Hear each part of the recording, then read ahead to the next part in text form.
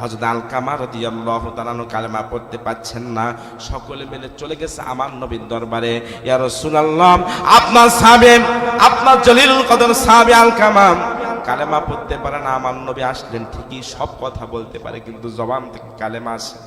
আমার নবী বললেন, ও আমার সাহাবীরা, দেখো তো আলকামার মা বেঁচে আছে নাকি। লক্ষ্য করে দেখলেন মা বেঁচে আছে, মাকে নিয়ে আসো। মাকে বলা হলো, ও মা, তুমি কি আলকামার প্রতি অসন্তুষ্ট নাকি? হ্যাঁ না, অসন্তুষ্ট। একদিন বইয়ের কথা শুনে আমি মাকে একদিন অপরাধীর কাঠগড়ায় দাঁড় করিয়েছিল। আমি মা এমন কষ্ট পেয়েছি যে সন্তানকে 10 মাস 10 দিন গর্ভে লালন করেছি, ওই সন্তান আমাকে দোষারোপ করেছে, নিচের দিকে তাকিয়েছে, ছেলের চেহারার দিকে তাকায় না।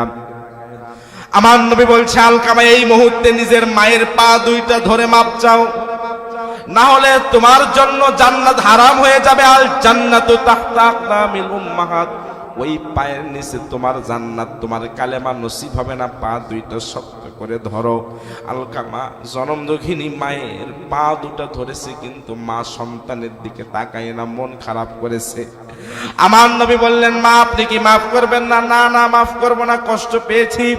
আপনার সন্তান জাহান্নামের আগুনের মধ্যে পূর্বে, মা এটা কি সহ্য করতে পারবেন? মা কোনো কথা বলে না। আমার নবী ডাক দিয়ে বলে, সাহাবীরা তাড়াতাড়ি চলে যাও, কিছু খড়ি নিয়ে আসো, আগুনের স্তূপ বানানো হবে। আগুনের স্তূপ বানালেন। আর আমার নবী বললেন, মা অসন্তুষ্ট, আলকামাকে আমরা দুনিয়াতেই আগুনে জ্বালিয়ে দেব।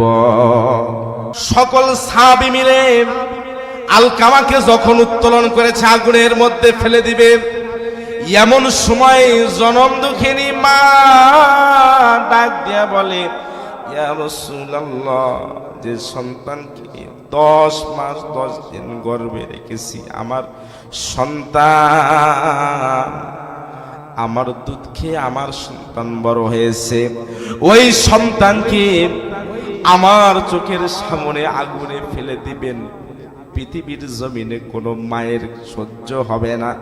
আমি মা মাফ করে দিলাম, আমার সন্তানকে মাফ করে দিলাম। মুহূর্তের মধ্যে আলকামা ডাক দিয়ে বলছে, লা ইলাহা ইল্লাল্লাহু মুহাম্মাদুর রাসূলুল্লাহ সাল্লাল্লাহু আলাইহি ওয়াসাল্লাম। সম্মানিত মুসলমান ভাইরা, এজন্য যাদের পিতা মাতা বেঁচে আছে তারা সৌভাগ্যবান। যাদের মা নাই তার চাইতে দুঃখী মানুষ পৃথিবীতে নাই, যার বাবা নাই তার চাইতে অসহায় মানুষ পৃথিবীতে কেউ নাই। মুসলমান ভাইরা, আমরা আজকে এখানে মাহফিল শুনতে এসেছি। বাড়িতে যাওয়ার পর মা বাবার সাথে যদি অন্যায় করে থাকি, এখানে নিয়ত করবো মা বাবার পা দুইটা ধরে ক্ষমা চাইবো, কারণ জীবনের কোনো গ্যারান্টি নাই। এমনও হইতে পারে এই মাহফিল আমাদের জীবনের শেষ মাহফিল হতে পারে কি পারে না। এমনও হইতে পারে এই মাহফিল শেষ করে যখন বাসার দিকে আমরা চলে যাব, এমনও হইতে পারে প্রতিমধ্যে মালাকুল মাউত আজরাইলের সাথে আমাদের দেখা হয়ে যাইতে পারে। এমনও হইতে পারে আগামীকাল সকালবেলা আপনি আমি অন্ধকার ওই ঘরে শুয়ে আছি, এমন হইতে পারে কি পারে না।